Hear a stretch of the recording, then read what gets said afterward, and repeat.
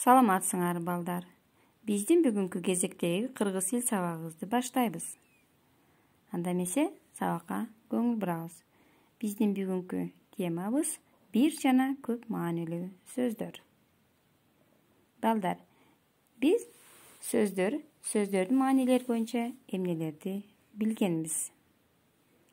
Сөздүн маанилери боюнча биз өткөн сабактарда сөздөрдүн түпкү жана өтмө маанилери, сөздөрдүн грамматикалык жана лексикалык маанилери жана бүгүнкү темабыз сөздөрдүн бир жана көп маанилүүлүгү жөнүндө сөз кылабыз.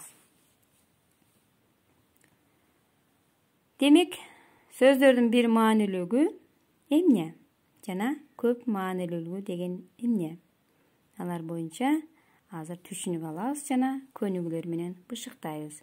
Эгерде сөздөр белгилүү бир нерсенин, түшүнүктүн атын билдирип, бир мааниде гана колдонулса, бир маанилүү сөз деп аталат. Мисалы, торгой, балта, амдалек, балаты, жамгыр, сулуулук жана достук.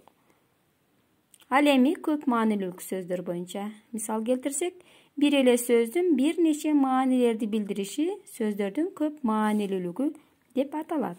Мисалы, көз деген сөздү алып көрсөк, түпкү мааниси боюнча адамдардын же жаныбарлардын көрүү органы. Ал эми көп маанилүүлүгү боюнча карасак, мисалы, ийненин көзү, терезенин көзү, булактын көзү, жаранын көзү, куржундун көзү, күндүн көзү, шакектин көзү жана иштин көзү. Көрдүңөрбү балдар? Көзү деген сөздүн бир канча же болбосо көп маанисин карап өттүк. Демек, бул ар бир сөз айкашынын мааниси ар башка ойду билдирет. Анда эмесе бүгүнкү тема боюнча көнүгүү иштери. Шам, туяк, жибек, жер деген сөздөрдүн бир жана көп маанисин таап жазгыла.